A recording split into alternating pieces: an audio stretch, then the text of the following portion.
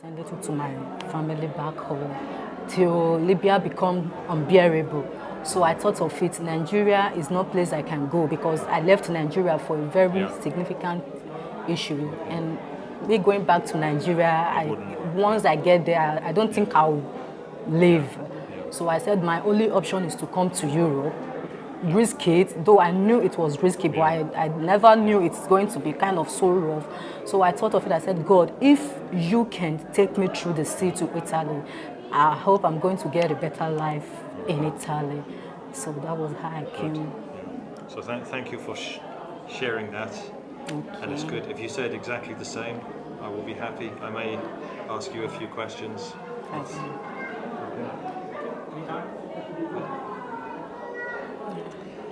Actually, I'm going to talk to the camera first. Look at the camera. Yeah. No, you look at me. I'm just going to speak to the camera and then I will turn to you. No problem. So, sometimes when we hear stories of migrants, of refugees, and they're coming up from Africa, we think they're just coming for the money. And then you meet them in real life and you find the story is a little bit different. And I'm meeting one of them right now, a lovely lady. I've seen you smiling all the way this morning. You're from Nigeria? Yeah, I'm a Nigerian. Tell me your name and... Okay. My name is Joy Okotobu. I'm from Nigeria, Delta State, precisely Agbo. So we speak Ika in our dialect. You know, Nigeria, we have so many languages, but in my own dialect, we speak Ika. But you left Nigeria 8 years ago. Yeah, to Libya. To Libya, you went to Libya to work. Yeah. And you were working there very successfully. Yeah, I was managing the job I was having in Libya. Though I didn't purposely leave Nigeria just because I'm going to Libya to work. You know, in my background, I brought my parents, my mother, let me not say my father. My mother, she's not a Christian, so she's the kind of gods they worship. So when she died, they're kind of telling me to pick up from where she stopped. So I said, in this 21st century, I can't be worshiping what my mother's worship that did not favor them. So I thought of it, being in Nigeria or staying in Nigeria, there's no hiding place for me in Nigeria. So I said, okay, let me run to Libya because that is kind of a little bit closer to Nigeria. So when I got to Libya, I was opportune, to God be the glory. I was working, you know, till after the war, even the war that happened, the revolution that happened in Libya, I was there. I was even so fortunate that I didn't die in the process because the very day, because I based in Tripoli, the very day they came to Tripoli, I was, then is in Ramadan, in Arabic they call it Ramadan, during their fasting period. So I worked afternoon from 2 p.m. to 8 or 10 p.m. So when I was coming back from work, that was when they entered Tripoli. There was no vehicle, nothing, the kind of is hell. But I just prayed to God. I said, God, I know you, that God that brought me safely from Nigeria through the desert to Libya, you are still alive, you will save me. So that was how, I don't know how God managed to rescue me that very day. So even before, after the war, I was still kind of hoping for a better Libya, the Libya I met, hoping that Libya would be good, it would be good. So things were changing gradually, though the currency was decreasing, but we were still managing. But at the time, it became something else. You can't go out freely. Even when you go out, when you are going to work, when they see you, am I a black, they will kind of harass you, thief you. If care is not taken, they might kill you in the process. So I said, the only option for me is to come to Italy. You couldn't go back to Nigeria because of that background? Why I left, yeah. And I cannot stay in Libya. But you know that going across to Europe, I will have a better life. Dangerous. Of course, I knew it's dangerous. You knew the risks. Yes, I knew the risk. But I just cried to God. I said, God, you know my situation. Going back to Nigeria is impossible. Staying in Libya is impossible. And if you are the God I serve, if you are the God that is alive, that has been, you know, I've been hearing even before I was born, I know you will take me through the Mediterranean Sea to Europe. And I know when I go to Italy, I'm going to meet a better life. It will take time. I know it will take time, but I know one day for sure I'm going to have a better life in Europe. What was it like, you know, emotionally physically getting on that boat? It's unspeakable. It's unspeakable. When when normally when they want to put you on the boat, is at night. Even when you said you've crossed your mind, you are kind of bold, seeing the sea alone, you will be, in fact, you will die immediately. But they do it at night. So when I entered the boat, I was not too furious, but when there was a kind of daybreak, 6 to 7 a.m., when I saw where I was, I said, wow, God, at the middle of nowhere, I said, God, where am I? But I know, I said, well, God, I just said my prayer. I said, God, since you are alive, let your will be done. That was all I told God. Even the process, when we saw the rescue, when they were rescuing us, I fell in the sea. As I'm talking to you, I fell in the sea. But I got that hope, and I have that hope that I will never die in the sea. What was coming out from my mind is, God, I thank you because I know I'm not going to die in the sea. So that was how for 10, 15 minutes I was in the sea till we came and...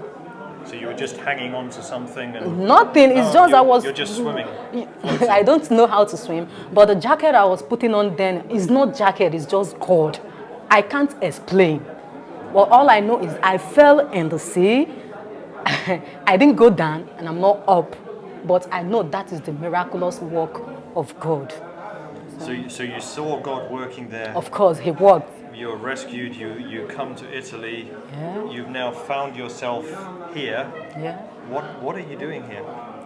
For now, I don't have a job for now, but sometimes, like, I'm happy I came to this church. A brother brought me to this church when I came earlier. So there's the lady I took as my mother here. She's working for Italian. So when they call her for work and she's busy, she will call me. Then I will go there and clean. That is what I'm doing for now, is a partial, but for now I've not gotten a permanent work that I'm doing. Okay. So you've claimed asylum here? Of course. You're looking for residence so that you can then improve your life? Yes, that is all I ask for. And then I know the power of God. They will grant me my request. And your hope for the future now? Yeah. Let me ask that question again. You're here, you're in church, you're worshipping, you've got a hope. Of course. Whatever happens to you, you believe that God will see you through it. True, yeah. It will take time, but I know God in heaven will see me through. What do you say to other people that are maybe like you, that need to get out of their situation? What I have, the advice I have for them is they should be calm. They should commit whatever they are going through, their situation, they commit it to God. Because when you keep complaining, crying, thinking, you are just wasting your time, killing yourself. You just cry to God. Pray to God and hope, believe. Not only pray, but when you pray, believe that God will do it for you some days. It might take time. I used to say it might take time, but God will grant you your request. So relax, don't complain. Thank you very much for sharing your story, and God bless you in your continued plans for the future. Amen. Thank you, sir. David, I'm very happy to meet you in church on World Refugee Sabbath. Okay. Because you're a refugee yourself. Yes. You are from Ghana. Mm-hmm. Which part of Ghana? I'm from Bron Ahafo, Nkranza. Okay. And what made you want to leave Ghana to go somewhere else? Okay, thank you for your question. Very nice question to me. In fact, in Ghana, for the first time, I'm a furniture master, carpentry side. I'm talking about carpentry side. But I'm working in Kumasi. But during the month, I can never get anything. So I decided to go to my village and work as a farmer. So in farming, I try to have a big farm, planting maize, granules, plantain, and etc. But as time goes on, these things I am using to take care of my family, the money cannot do anything in life. So So you're trying your best to survive and to provide for people, but yes. it's just not coming in. So you think you've got to go somewhere else Yes. to make it better. Yeah. It's quite a journey from Ghana. From Ghana. I'll sit down with my wife. I told her straightforward, Madam, this is the situation. So if I continue to do this farming in Ghana, at the end of the year, there's nothing, only food we can have. The rest, money and the system, no, we can't take care of our children. So I throw a question to her, straightforward. I have decided to continue my journey from here to Libya. If you agree with me, I will go. If not, I'll stop. Because we are family, I cannot take a decision without my wife. And her decision? Yeah, her decision, he said, okay, it's very good because we have a testimony in our village. People, they travel to Libya before, so they have done something better with their family. So when my wife agreed with me, I'll take my bag, just small bag, and I'll find guys with me. So we boarded the lorry through Burkina to Niger. Small, we enter Libya. And when you got to Libya, because that's already quite a journey. Yeah. We could spend an hour telling that story. No. So I think the reason why I'm saying it just shortly, I know you have already know the situation in the Libya journey. Yeah. But you were in Libya when it was still in the days of Gaddafi. This was 2004. Yes, the days of Gaddafi. So I was there. Yeah. But you were treated okay? No. How many people can leave Libya? If you were maltreated. How many people are living in Libya? Can you live a better life without harassment? No.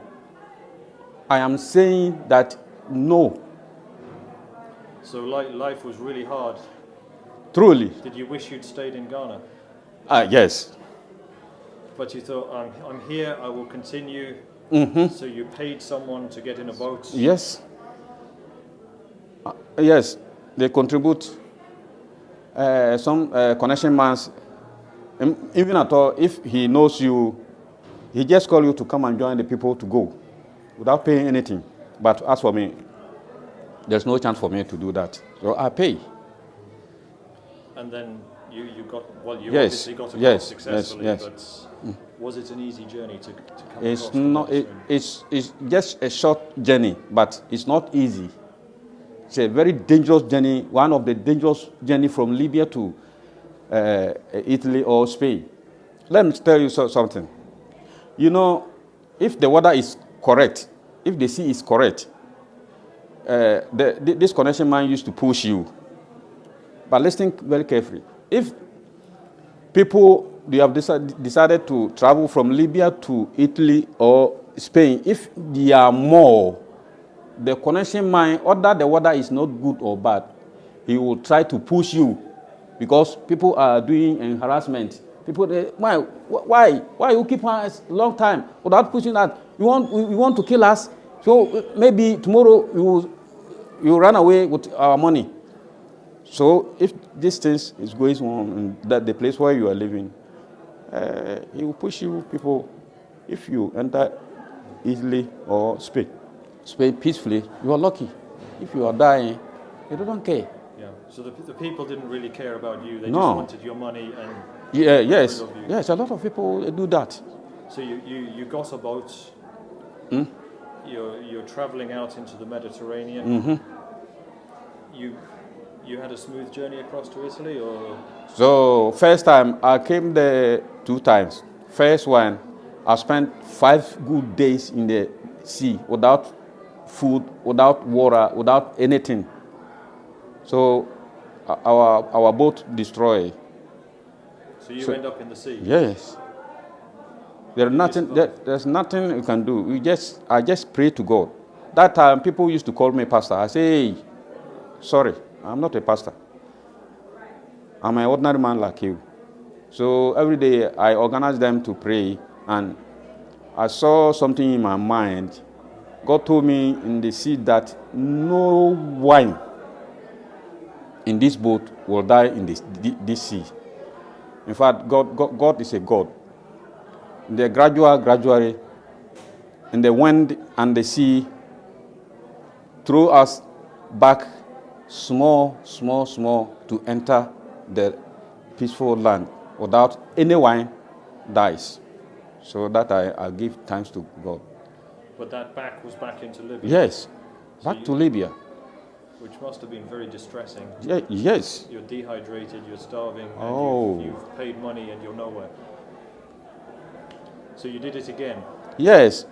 So when I went back, I decided to go back to my country, to stay with my wife and family.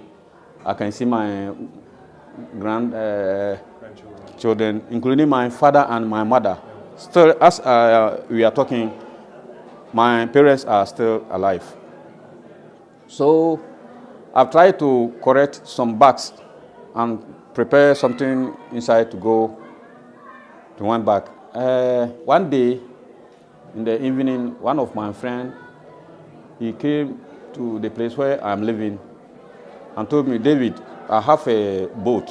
This boat, very nice boat. I trust this man. Tomorrow he will push. If you agree with me, let me take you to this man. And I trust you will go.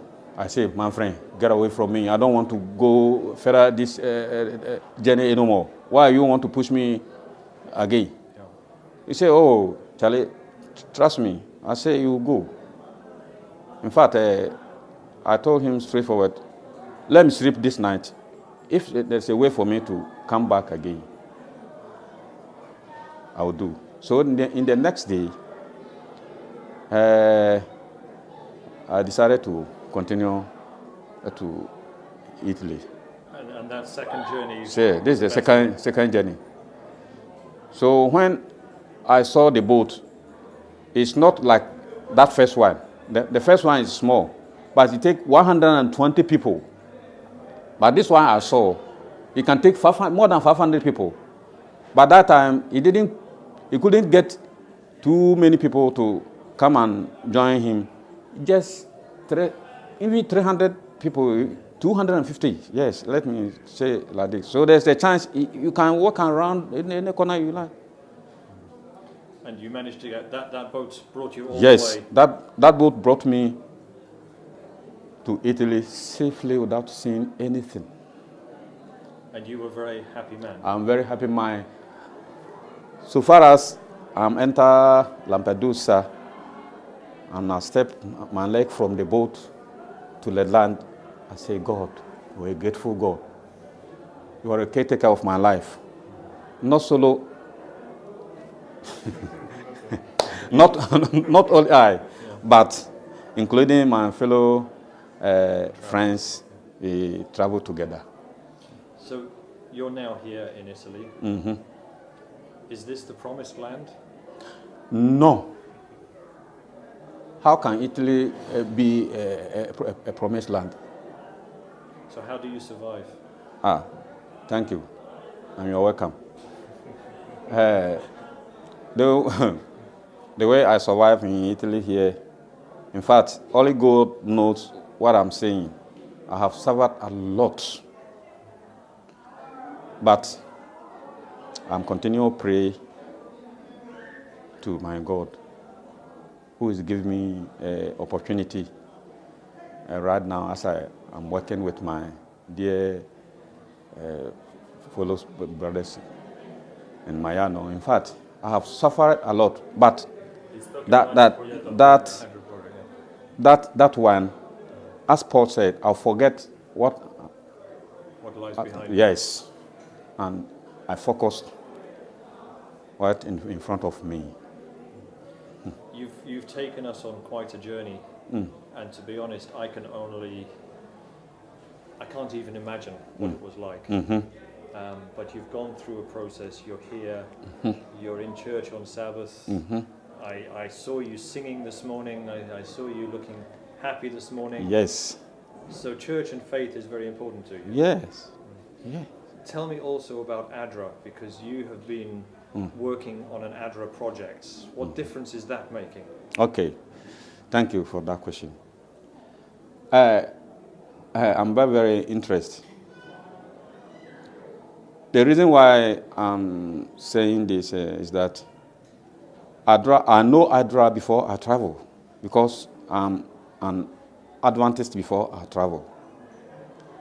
ADRA, they used to give us a food like rice, milk powders, wheat, sugar, and etc. But when I came to Italy here, long time ago, I didn't hear anything from ADRA. But 6 years passed when Pastor Sarkodie was here as a pastor. One day, I am the elder here in that time. So he called me, Elder, Napoli Church called us, you should come to Napoli to correct some foods. So I go with you with our car. I don't know, either you can call one of us to join us.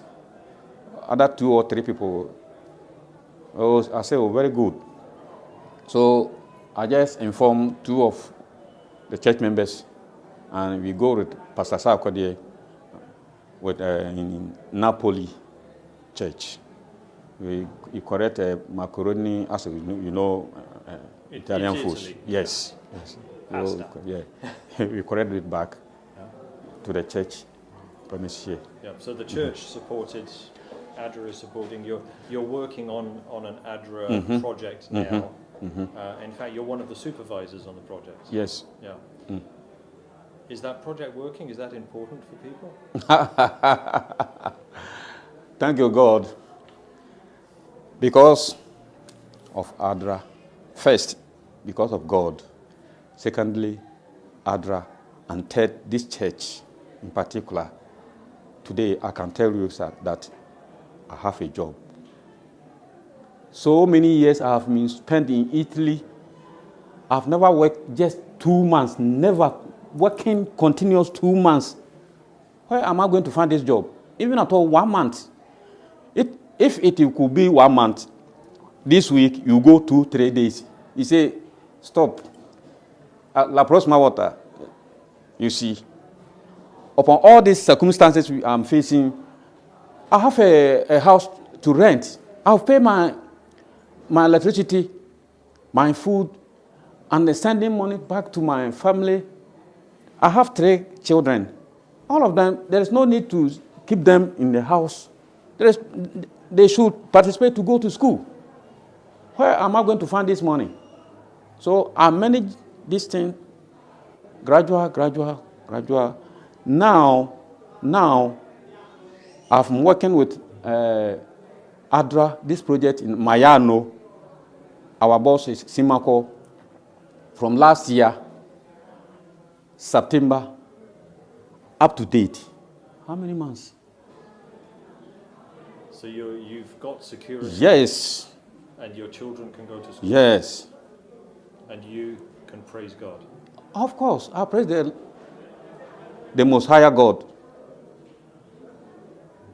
I'm very, very appreciative. Thank you for telling us your story, for Yes. sharing with us. Yes.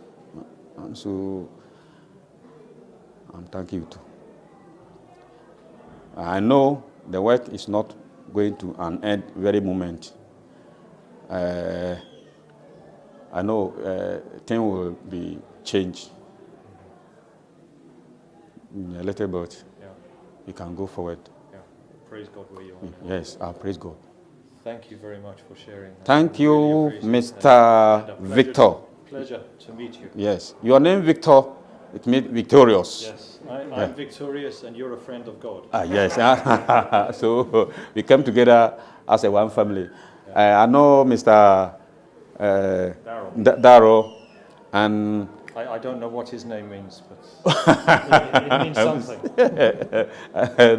It means Only- lover of technology. Laos is also in the Bible. People go on journeys for many reasons, and today's journey is with Robert, who starts life in Ghana, but finds he has to leave because of the danger where he lives. There is so much tribal fighting, he doesn't feel safe, he doesn't feel secure, he's seeing people dying.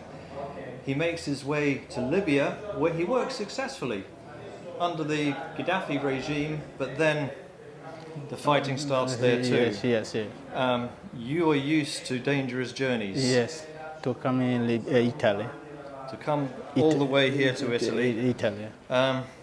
You left Ghana and you took a truck, To come in Libya. but it was quite a journey. It's really 2,000 miles away. And you took some by truck, some by car, and then you walked. Yes, because sometimes I'll pass in from Niger to Algeria. That time I was inside car. By Algeria, you pass Algeria with my leg to walking 4 days journey. And that's a hard journey because It's a hard journey because that place is not a road. Because when you pass there, you see someone they are trails and they are top. They with a road. You follow that road. It is not a road like this road. you're going through deserts. Yes. It's not. It is a desert, but it is mountain. You see the highest mountain in that road. And you have a lack of water. It's Yes, because there's no water. Sometimes you meet water small by, sometimes you're working without water. and you said you even lost a friend. Yes, because one of my friends, the time when you come in, you pass there, you tell me, say, this is the thing. Only that time, me and my friend is a Christian, but the other ones is a Muslims. Because they say that time the people are 45 people with Ghanaians, but you have many in Niger, but Ghanaians is 45 people. But only my friend is, me and my friend is a Christian. And in that group, In the group is other group is from Niger. but despite the emotional difficulties of the journey and losing a friend on the Yes, journey, because of the high mountain, because that mountain is very high. When you're walking from, if someone on top, you will down, you see it on top like I don't know how to explain it. It's something like a 10 flat. yeah. Yes. You make it to Libya Yes. and you live there for a year and a half. 1.5 year. And that time, at the beginning of it, everything is good. Yes. And you feel, I can make my future here. Yes, because I will try to do work in Libya. You see the war was a Gaddafi regime. That's when I'll come in here. The war, so you're ending up in violence a second time. Yes. You can't go back home. You have to go forward somewhere. Yes. So you choose that dangerous journey across the Mediterranean. See. Yes. Did you know how dangerous the journey was before you took it? Yes, because the dangers of the journey, so I see many people, they are sinking without a boat. Because that time when you come in, even my in front of my face, I see the boat was sinking with my face. By that time, the war will start, we were there. Why can you escape? Because I don't have any place to hide it. That's when I was coming to Italy. So it's desperation. Yes. You've just got to go. Yes. So you pay the people smugglers. Yeah, it's like that. Yeah, and then how many of you on a small wooden boat? So many people, because I never had count of them, because many people they enter that boat. But you're just all crushed in together, very tight. No, the time when you loading the boat was cracking, and then the people when you go down of the boat, or you sink, you go inside the sea. So you couldn't get off again? You're just there. But I will try to go. So when you stay, I don't know the actual thing you get it. Because I see many guns and many bombs. Anytime I hear the noise of the bomb, I hear the noise of the gun. That's when I'm coming here. So the risk of the boat is less than the risk of the gun. Yes. So the boat goes out into the Mediterranean. Tell me about your journey. My journey in the Mediterranean, I'll come in first one. By the time you see the weather is not good, I'll face many many winds inside the sea. So there's high waves, yes, winds. But I will try. Some people inside the boat will try to tell the one when you driving the boat. Say tell them make coming back of the Libya again, because they face even the other place like Italy, the sea. You never know the distance of they are in front, but they know the one when you at the back. Yes, yeah. But I'll try to go back, and then the time when you go, you will see the many guns again. But I try to come inside Italy again, because the Libya is not good for me again. So you eventually make it here. Did the boat bring you all the way to Lampedusa? Lampedusa. From Lampedusa, you come into Sicilia. They escape the rescue people. They rescue all the people inside the boat, and then you come into Lampedusa. From Lampedusa to Sicily, Catania. Okay. And now you've made your way here, and we actually find you in church. The time when you come in, I will try to ask some people who is Adventist churches, their place. Sometimes I will see the people from the place when you find work. They tell me, say, this place you have Adventist people. They do their things. That's when I'm coming here. So you're here. You've escaped the violence in Ghana. You've escaped the even worse violence in Libya. Everything is beautiful here? We just manage, because my home is home. We just manage, because the travel is not easy to come into some people's country and then you get anything with the thing like your country. But my country, like my town, the thing when you go on, I don't like it. But I just manage to come in to stay here. You're here and you make the best of it. Yes. Part of how you're surviving here is with the help of ADRA. Yes. Tell me about what you're doing, the ADRA project. ADRA project is nice for me. That's one, because sometimes if you work in some place like a Napolitan or like a Italian peoples, they don't allow you to come in church. That's one I like ADRA work, because the time I like my heaven, because my heaven is first. Everything, if you lose heaven, it's something like you lost everything in the way. That's one I like ADRA work. You've been here for several years now. Yes. You follow the news and you hear stories of what's happening in your part of the world and people that are still coming and trying to get here. Yes. How do you feel for them when they're still on the journey, or maybe thinking about starting the journey? I will try to tell my people, because I don't know how to explain something to them, because this journey is not easy. Because when you enter desert, sometimes you see many lions, you see many, even so many different kinds of I don't know how to explain it. You see many things on the desert, because not be one of my friends will die, but I see many people there. They are die with a cough with desert, because it's not easy. But sometimes I will tell my people, say it's not easy journey. Even you see many people they are die with sea, many people they are die with desert. Because the time when you pass there, I see many cough of the desert. It's not easy. So you saw all of that. I mean, if you were to jump back to when you were still in Ghana, if you had the knowledge you had now, would you be telling yourself, let me stay here, or let me go to Italy? Yeah, okay, I will tell my people that journey like a desert is not good, because sometimes when you're here, the people when you're there with your country, they think say you gain in this country, but it's not easy. Even if not Adra, there is no work in this Napoli here. Sometimes the crew was there. If you go roadside, you never get anything. I tell my people there is no work in this Italy.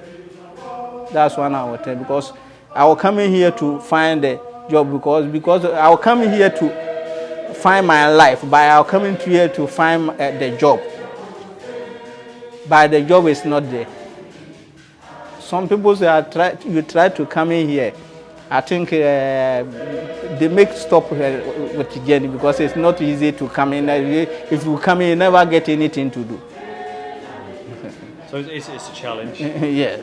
But you're here. I heard you singing this morning in church, worshipping in church. So despite the material challenges and the physical challenges and the difficulties, even the prejudice that you face, you feel God is guiding you. He's your security. Yes. Yes, God will guide you, because the time when you pass the desert, I will try to pray. If God will permit, I was there. I'll never die. Anywhere when you go, anytime I will pray for God to help me to do anything. But right now, the God will help me, because right now, any place when you go, I like that place, and this because of the God. Because when you're singing, I was singing with because the Bible say everything will get it is for God. Anything if you come into your life, is for God. You put everything to the God, and then God will help you to do anything. It's better. Robert, thank you for sharing your story, and thank you for watching and listening, because Robert is not unique. There are so many people that have need, that have a lot to share, that have gifts and talents, and make dangerous journeys, but for a positive purpose. Pray for Robert, pray for the members of this community as they look for a way forward, look for a future, but most of all look for the hope that they have in God. We're in the middle of a concert here with migrants and refugees worshipping on Saturday, on Sabbath here in Italy, in safety and security, if not necessarily in comfort in their lives and their work. But the journey they've come through, this is something different. And here is Naomi, who's come from Nigeria. You've had quite a journey. It's hard enough for a man walking through the deserts. You've had a lot of courage to make your way here. It was very tough. This is something that sometimes I love to talk about it, sometimes I don't like to talk about it, because when I'm saying it, I'm crying. Sometimes I'll be happy that I'm still alive, because many of my mates that came with me could not make it. Many were raped, but when they get to my tongue, they'll just look at me and pass me by. They'll go for others. So you were saved in that sense. God was really with me, because through my days, my parents always took us to the church, teaches us how to pray. That was the habit I took along with me. Anything going wrong, I started praying within me, crying, God forgive me, I don't want to die in this journey. It was very tough. And that journey took an entire year. A whole year. But part of that year you actually spent in prison in Libya. Tell me, I mean, you're just walking through their country. Why do you end up in prison? They said we are passing their country, that they don't need Nigeria in that country. For that reason, they have to capture us to put in the prison. Then they ask us to pay a huge amount, which we don't even have. They have to take us to the prison, spend 4 months. After 4 months, I pretend that I want to die. That was when they took me to an hospital. Then they said I should go and I should look for somebody that will come and pay my bill so that they can take me. I said, I don't have anybody, no father, no mother. I'm just alone in this place. Then they said, since I don't have anybody, that the policemen will be coming tomorrow to come and pick me to the prison. The guy was crying. I said, I can't go back to that place. People are dying as if people are rats. They said they don't have any option. That is the only way they can help me. I was crying throughout that night. I prayed sincerely. The policeman that came the next morning just see me and said, I will help you. He took my hand and walked me down to the door and said, Naomi, go. Then I started running. I don't have anywhere to go. As I'm running, I met a sister in Nigeria. I explained to her, this is the place I'm coming from. She took me in. During the process of helping me, they catch me. They took me again. They took me back to the prison. Through the effect of drinking dirty water, eating rubbish food, I felt sick. So they have to rush me to the hospital. They have to do an operation for me. So I spent a month there. Then when I was okay, they refused to let me go for the second time. Then I started praying again. Then a doctor came, Mohammed, and said, Naomi, you are still here? I said, yes, I'm still here. Your people did not allow me to go because I'm not your country. I'm from Nigeria. I said, will I help you? Will you go back to your country? I said, yes, I will go. A friend that saw me, that helped me before, said he will help me to go back. He said, really? Then he took my hand for the second time from the hospital and said, Naomi, Auntie Tina, you said she's your sister. Take her. Make sure that she is safe. That was how I left. Then the auntie took me to his friend, and his friend was among the people that know how to speak Arab. He said it will help me that going back to Nigeria will be more worse because the terrorists are all over the... Yeah, in the north of the country, certainly, yes. They're all over the places looking for black. Said they'll just cross me by, that would be more better. If I said I'm going back, maybe I will down my way going back. I said, okay, the one you know that is more better. Okay, I followed him on the sea. They caught us. We came back. The balloon burst. So they have to take us to the camp. We don't have place to sleep, no food. There is a bread. That's why when I came to Europe, there's a bread that's very strong. I don't eat it because I eat it a lot in Libya. Because in that bread, we always fight before eating it because it will not go into circulation. That was our best food in Libya. So when I got here, I always took that bread. I'll be looking at it. God, this was the bread I was eating for a year and 6 months before I crossed. I said, thank you for my life. Because many in the prison, they'll just fall asleep. Sometimes they'll give us food, their rice. They will have sleeping medicine inside. By the time you eat it, you will not know yourself anymore. The terrorists always come at the night to come and pick some girls and be sleeping with them. Be beating them. There's also other camp they took us to. That man is very wicked, and we were left close to the desert. Nobody else except we the black. Everything used to be the girls, the boys. But with the grace of God, through God's help, because God said if you believe, victory will be mine. And really, victory was mine. If he's beating everybody,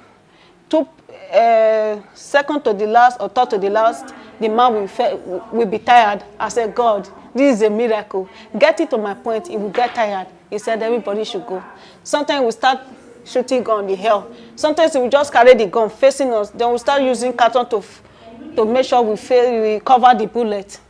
That was how we managed. And I met another Ghana man.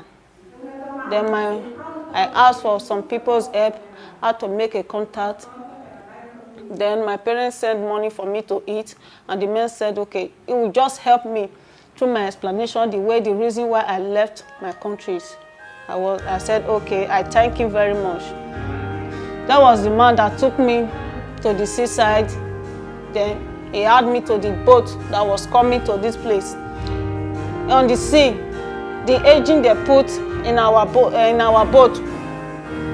up to 5 minutes it will get off. Everybody will be crying. We'll start praying again. It will stay on. Up to 5 minutes, it will stay off. We start crying. We will still pray again. It will still start. Up to 5 minutes, we are praying, God, let rescue come. Let rescue come. To God be the glory. Not quite long, rescue came. As we were praying, the rescue came to our direction. Even when it came to our direction, asking if there's baby inside. There was no baby, it was only a pregnant woman. They took her there, they started picking us. When I stand up, I saw that it's not only my boat was on top of the sea. We were 9 boats on top of the sea. To God be the glory, none of us died. They rescued us to Italy. I don't know the place they finally dropped us. We spent 3 days on top of the ship before we come down. So you've made it to Italy. Praise God you're alive. I'm alive. I'm very happy because it's not many of my mates could not make it. As you can hear from the music in the background, we're here in church. You've been praising God in worship. There's a concert going on at the moment. How clearly your faith is important to you. You've gone through difficult times. Yes. And psychological challenges that you've had to live with and live through. It's not become a part of me till I die. I won't forget. I said death come, that is when I will take it from my heart.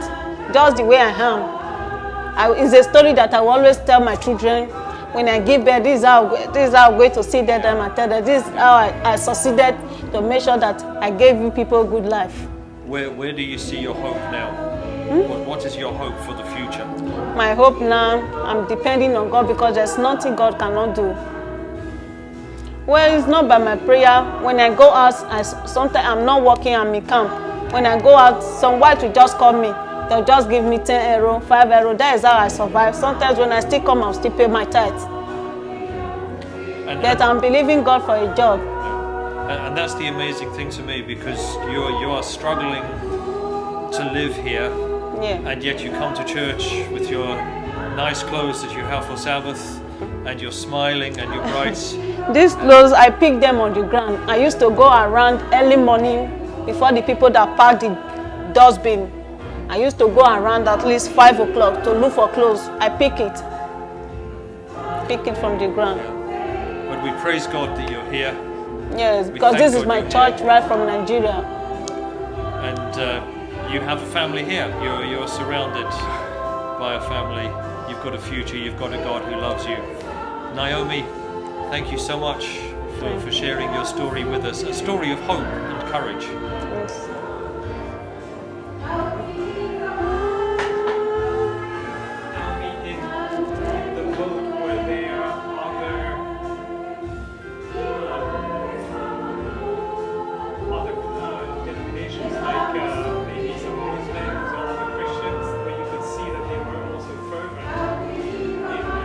In Libya?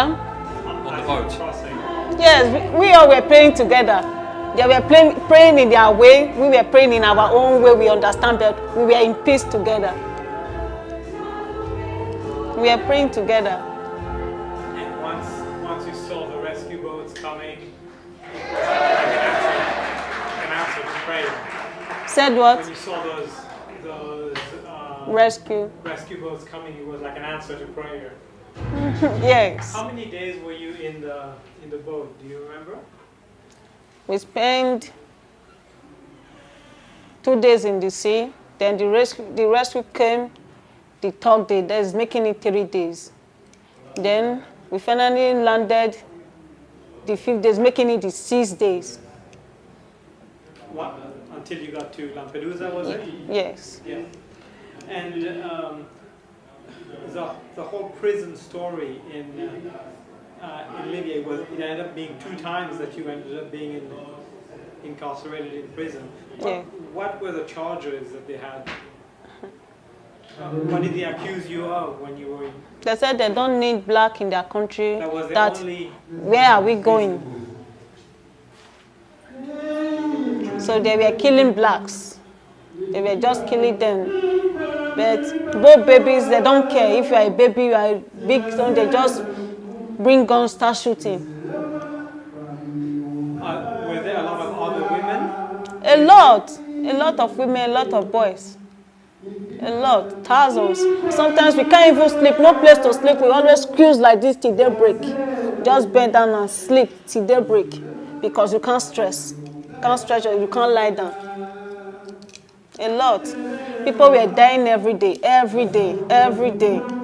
People were really dying. And were there any time in that prison where you might have thought, is there a God for him to... A lot of cry, but God proved himself that he's alive. That's why I have the belief of still coming to church, because it has been doing things that I've never thought it will happen in my life. Because I'm up to this extent, I'm not believe that I can still be existing. What would you say to a person in West Africa that might be thinking of Coming. I share it with my sister. I share it with my younger ones. I tell them, don't try it. I left home because the situation at home was very tough. Yes. Because my father, he used to work. Suddenly, he started sick. Can't go to work.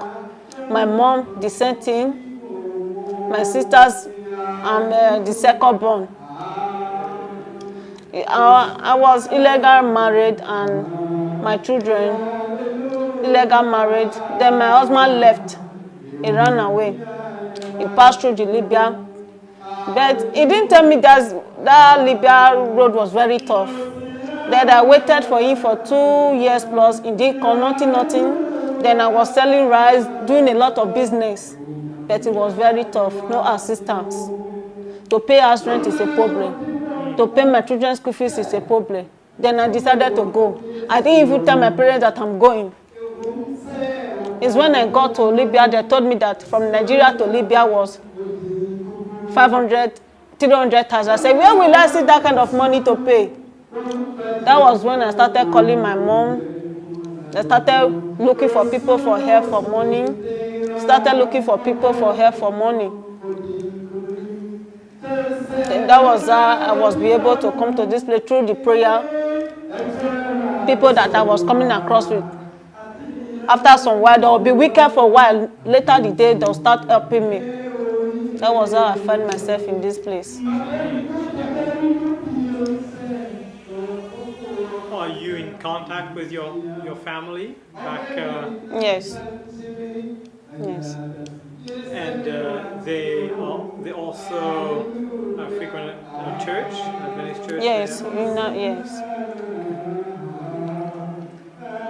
Well, that's quite a story you have. There is something. Is there still camera? Camera is still working. No, it's off. Okay. I left home with pregnancy. Then Anyway, the sound is so loud. I left home with pregnancy. I was 1 month pregnancy. Then through the stress and everything, when I got to Libya, it was 7 months. The baby died in my womb. So I did not know. Then because sometimes in the midnight they'll say terrorists are coming with pregnancy, I will jump the fence. I'll start running. Then that was the baby died in my womb, but I did not know. I was still living with the baby for good 1 month. Then the other month, that was when they took me to the hospital. They said they need 4 pounds of blood. I said, I don't have anybody here. You people should help me. That was how they do everything. They operated the child and took it away. It was very tough. I don't like to remember it.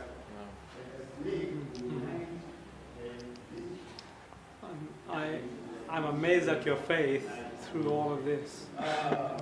Whenever I manage, I suffer to call my parents. That is always what they will tell me. Are you praying? They will tell me that we will be joining you to pray since you can't come back home. Then there was a certain time the things were ready. I told my mom, please cater for my 2 kids. I don't believe I can make it. In case I didn't come back, just cater for my kids. That's a hard thing to say. Even till today, because of the shock, because of the words I said, this shock, my mom got through the shock, then she fainted, they took her to the hospital, she had to spend 1 month, so she now developed BP. When you shout in her presence now, she will faint. That is a problem she is facing in Nigeria now. Are you able to see your other 2 children via Skype or? Yeah, I asked them to send me their picture. Their pictures is with me. Yes.